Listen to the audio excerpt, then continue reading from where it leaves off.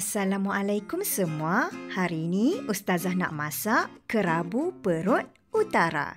Ini adalah cita rasa orang Kedah. Kawan-kawan bolehlah cuba.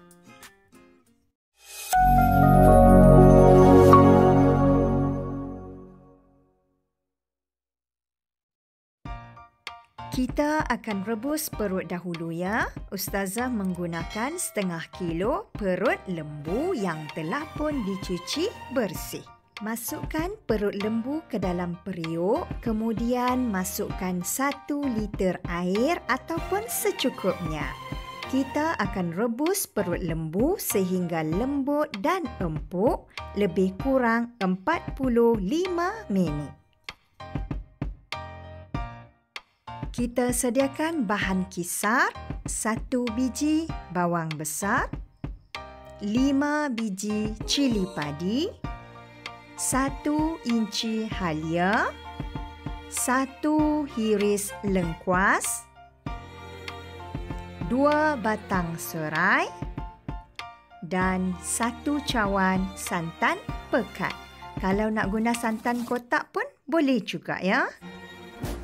Sambil kita menunggu perut lembu empuk, bolehlah kita kisar dulu bahan-bahan ini sehingga halus. Bahan-bahan yang telah pun dikisar halus tadi dituang ke dalam mangkuk besar. Masukkan 2 sudu kecil serbuk perasa, 1 sudu kecil garam, 2 sudu besar gula, sedikit belacan, 6 sudu besar kerisik. Kerisik ni lagi banyak, lagi sedap dan wangi. Sedikit air asam jawa mengikut cita rasa masing-masing. Dan 1 biji jus limau nipis. Jus limau nipis ni kalau nak masuk lebih pun boleh ya. Gaul-gaulkan semua bahan sehingga betul-betul sebati dan mesra. Kuah ni memang wangi ya, daripada limau nipis dan juga kerisik. Resepi ni kurang pedas. Bagi yang nak lebih pedas, bolehlah lebihkan cili padi. Nampak tu kuah yang pekat. Masukkan bahan tadi ke dalam bekas yang sesuai untuk kita mengukus. Bahan ni kita tak masak ya, jadi Ustazah kukus untuk lebih sedap dan tahan lama. Masukkan ke dalam periuk pengukus, kita akan kukus selama 10 minit. Didihkan air di dalam periuk dan masukkan 1 sudu kecil garam. Kita akan celur taugih. Kita masukkan garam sebab kita nak taugih kita tu rangup ya.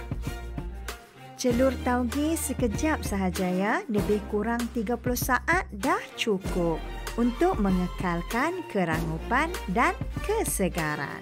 Selepas 30 saat, bolehlah terus diangkat.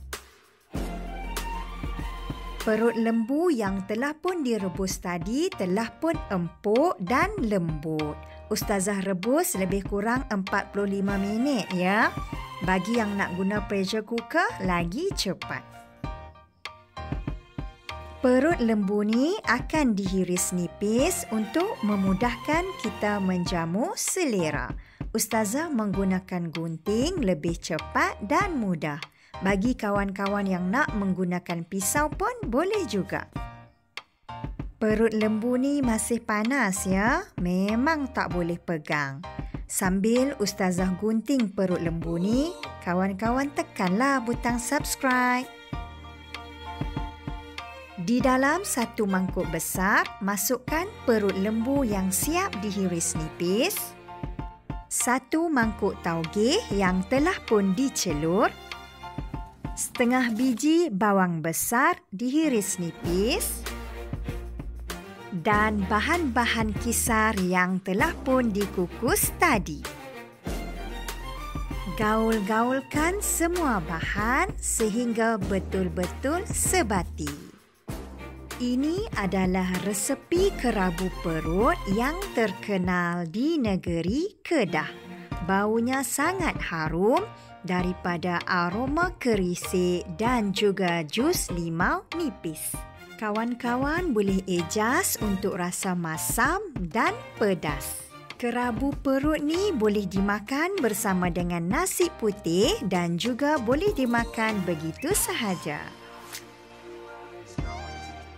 Kerabu perut utara siap.